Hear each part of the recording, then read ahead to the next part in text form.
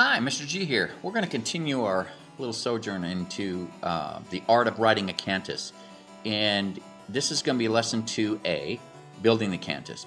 Now, I'm going to do two examples of a cantus just because I want to demonstrate a couple principles. You can get as complex on this as you want, but there's just a few very simple rules that I want you to keep in mind, which we'll be covering in these next two examples. One is called the skipping and stepping rule. Generally speaking, with one exception, if you skip upwards, and a skip is anything bigger than a step, if you skip upwards, you step away downwards. If you skip downwards, you step away upwards. And then when you're writing your melodies, you start on the tonic, you end on the tonic. Tonic is the keynote of whatever key or scale you're working out of. So if I'm working in the key of C, which I am, in this example, then I am going to have a C at the beginning, a C at the end, and then I will approach that last C from either a B, a half step below, or from a D, a whole step above. And then there's one little rule that has to deal with how you approach that second to the last note. And that will be explained in the lesson.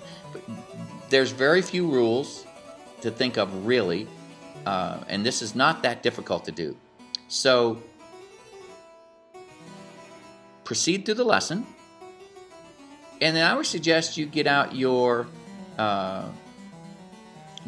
staff paper and a pencil and see if you can write your own cantus. The thing about the cantus is that it's not just for medieval music. It's the core of everything I write classically. And again, writing a cantus is just the art of moving from note to note elegantly.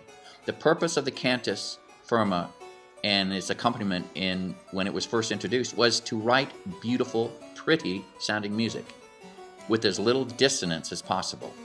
Now, dissonance is a big part of our life, and I'm all about dissonance. It's tension. Music is about tension and release. I get that. But you know, it's really tricky and an art form to write music that's just pretty, that's just as tension-free as possible. And that's the art of writing the cantus. And our next step after we do this will be to write what's called first species counterpoint. And we'll have some fun with that. But for right now, enjoy the lesson, and this is Mr. G out. Have a great day. Bye-bye. We are going to take our first step in building a Cantus Firma. As in the previous lesson, when I introduced the whole concept of a cantus to you, this is the first brick of the pyramid. This is where the headwaters of the Mississippi came from. This is where music started, developing a melody. The art of writing a Cantus Firma is the art of moving from note to note elegantly. When this concept was first introduced in the musical world, the point of it was to build a melody and then accompanying parts that had little to no dissonance. The goal is to write something beautiful. Now, dissonance is a part of our musical life today, but when this was first introduced, it was all about writing something beautiful and sweet with no dissonance. So we're going to start with that concept. Our goal is to build a cantus that sounds sweet and good and innocent. So here's where we're going to start. Rule number 1, start on the tonic, and I'm in the key of C, so tonic is C. So there we are. In fact, let me turn this around here so I can hear you, so you can hear it better. All right. Make sure I'm up. There we are. C. You end on a C. First two notes. Now I'm using a nine note phrase. So now what we do is we have a choice. I start at the end and work my way back to the beginning once you get the first two notes written in like we have here. Here's my last tonic. Now you have a choice. You can approach the tonic from a half step below, or B, there, or from a whole step above, which is there. I chose a whole step above. I'm going to do another example here in a minute that shows you how things change when I choose the other note, but I'm going to choose this one, half step above. So now I've got, all right, Now, the next thing you got to think about is how do you approach the next to the last note? How do you approach this D? Well, you can approach it from as far as a third away, above or below. So I can come from here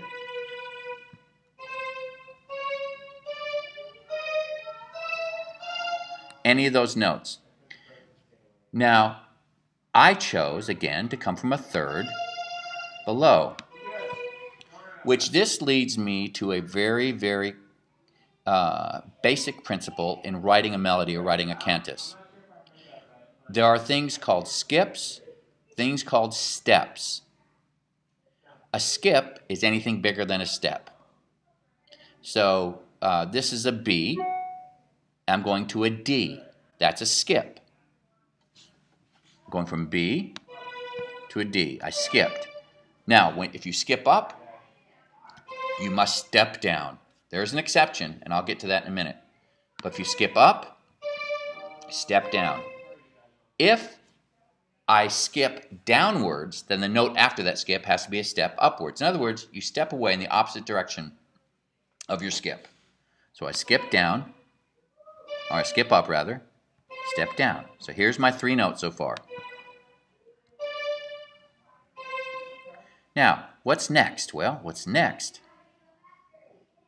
is now we're going to add notes. We've got our first note, our tonic, and we've got our last 3 notes. Now we've got to get from these last 3 notes and fill in the gaps between that and the tonic. Again, the only rule that is governing my motion now is going to be the skipping and stepping rule. All right, well, I decided I wanted to step from this into this B, from this A. Stepping is always good. Skipping is always good. No successive skips. Skip up, step down. Skip down, step up. So now I've got A, B, D, C. The A to the B, that's a step, isn't it? A to B. So I'm stepping up, right? That means I can skip down into this note. Think backwards. Remember, if I skip down, I can step up. Well, I'm stepping up from A to B. So my next note is going to be here. I decided to put a pretty big skip in here. I skip down from E to A to B. So here's my notes so far.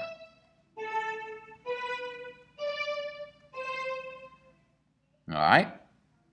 Now, I know that since I've skipped from E down to the A here, I'm sorry, I can't precede this E with another skip, so I have to step into it. I can step from above or below. I chose to step from here, from the D. Again, I could have easily have gone to an F. I could have. I just chose to go D here. No other reason except that I like the way this sounds. So if I start here,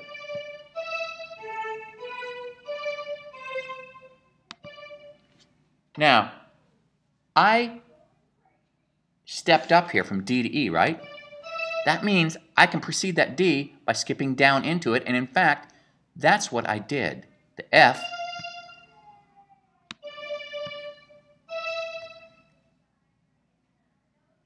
and then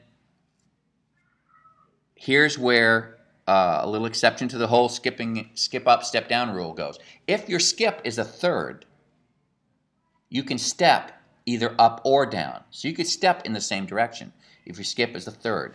Well, what I did is I didn't want to, if I'd taken this note between the first tonic and this F, if I had chosen a D here, there'd be 2 skips in a row. D to F, and then F back to D.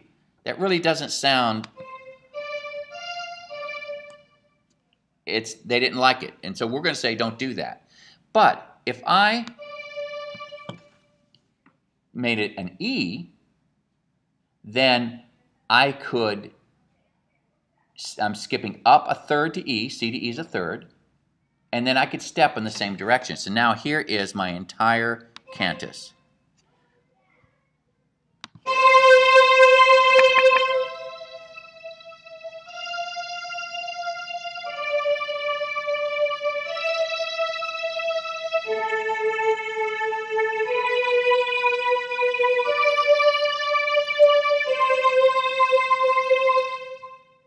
That is an acceptable melody. Now, let's just review.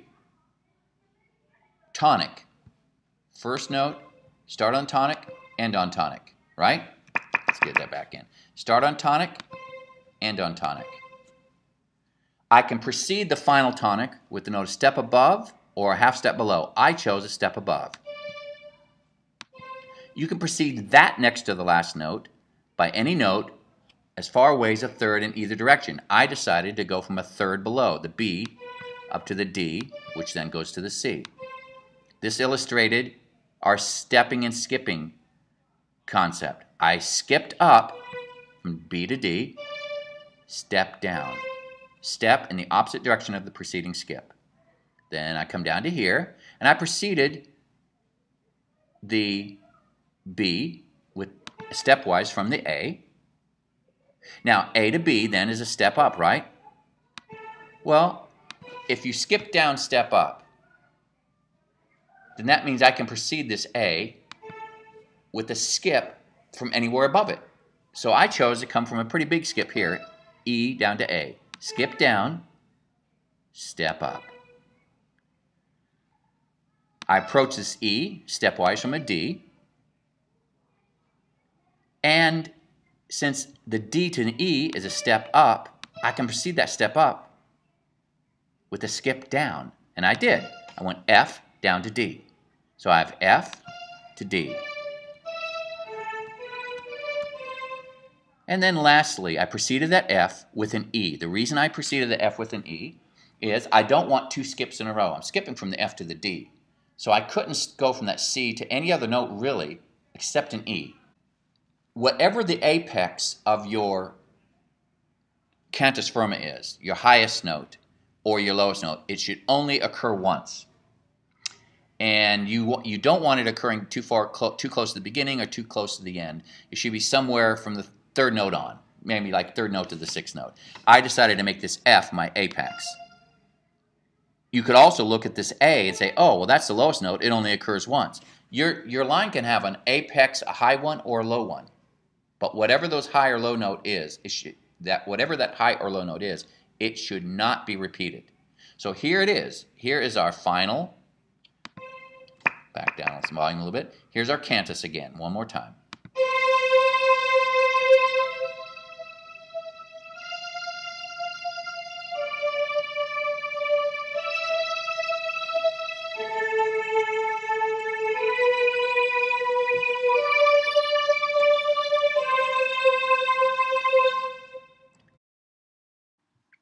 All right.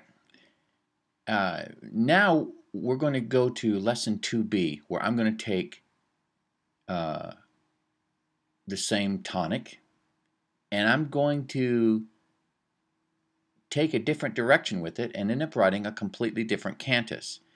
It's going to sound different, and as a result, when we get around to harmonizing these two, you're going to hear some pretty big differences. The wonderful thing about this is that you think, gosh, with only so many choices, all your stuff's going to sound alike. I've been doing this for 5 years now, and every time I write a cantus, it comes out sounding different because of choices I make. It's kind of like real life. The choice you make often determines the direction your life takes. Well, I'm going to make a different choice, and you'll see how this new cantus turns out. Same principles, same rules. All right? Hang on. Mr. G out. Bye-bye.